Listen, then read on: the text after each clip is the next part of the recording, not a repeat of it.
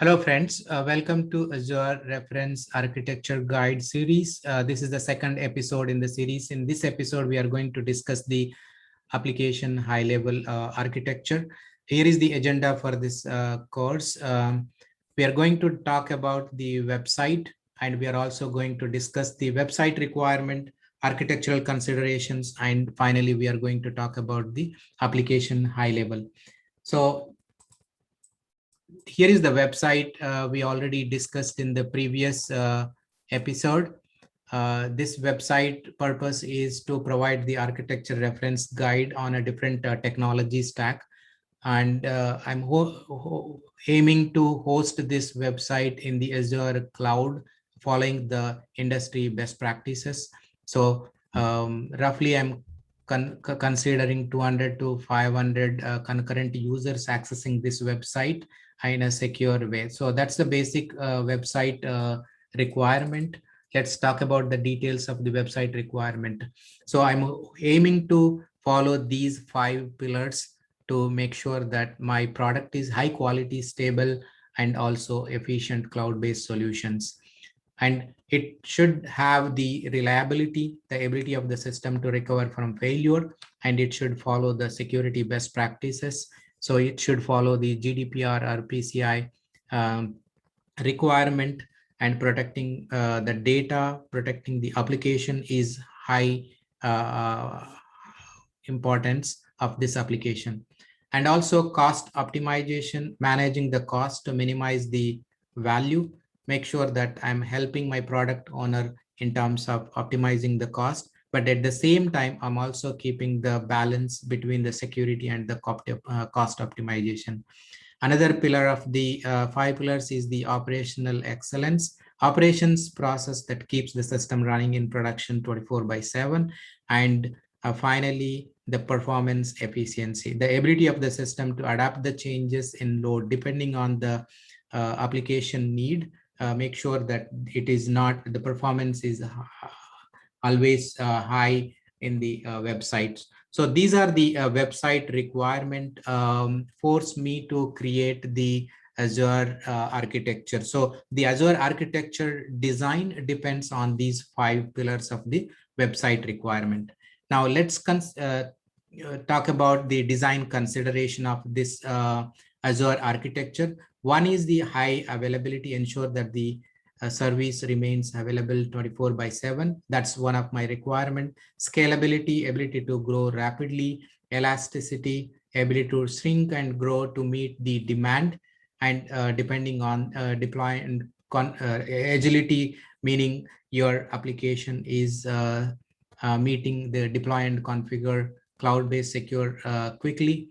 And fault tolerance, ability to prevent from failures and disaster recovery, also the load balancing, evenly distributing the traffic, and finally the security.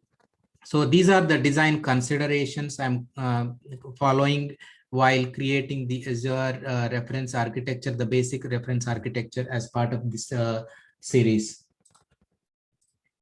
Now let's talk about the application high-level requirement. So the application I'm working on is called the iCodeForYou.com. That's a website. The users are going to be loaded into the website.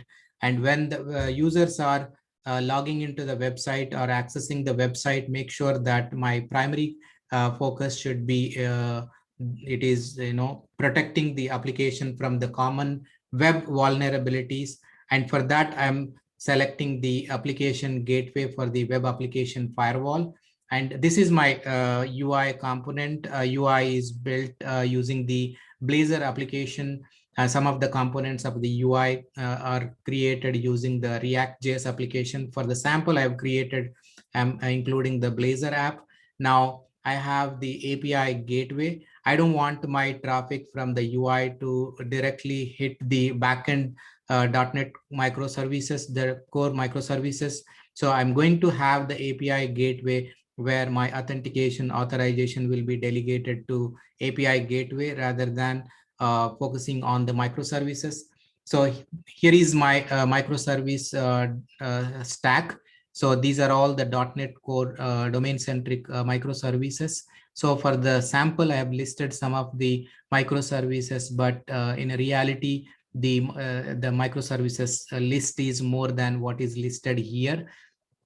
So for example, I have a microservice called identity, which is taking care of authentication and authorization part of it, and email service taking care of the managing the emails and sending the emails.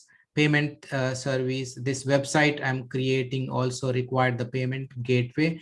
That's why the security part is very important. So the application gateway will cover some of those security vulnerabilities, like all those rules we will discuss when we create the application gateway in details. But yeah, so the reason I need the security is the payment service takes care of those security related.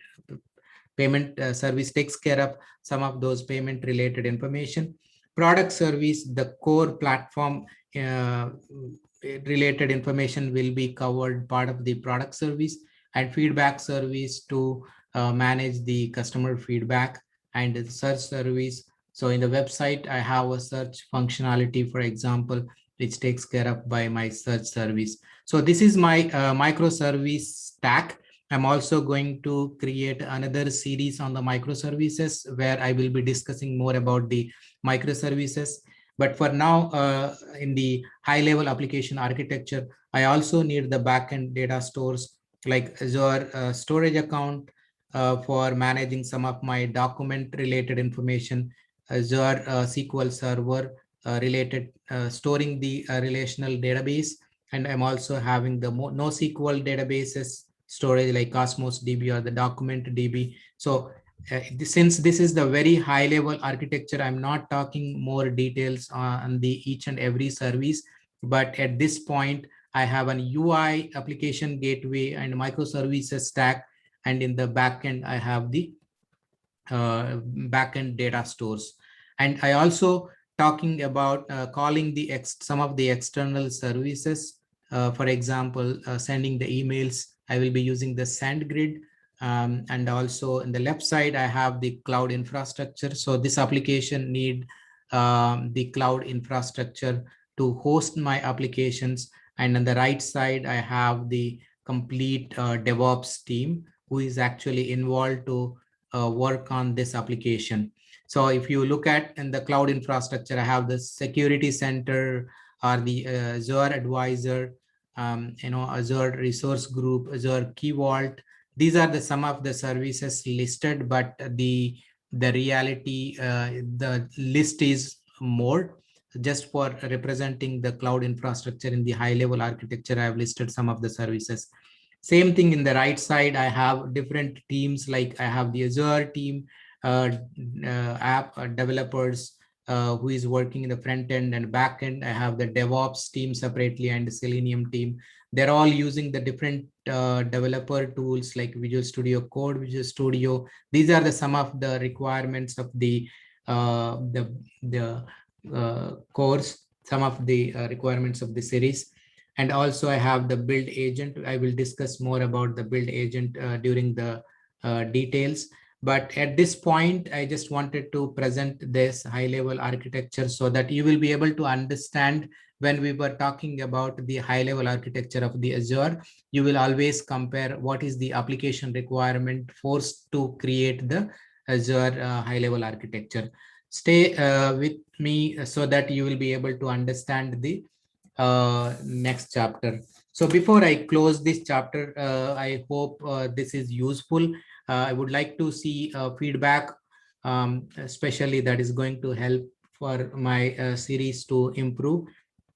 And also thanks for joining with me in this series.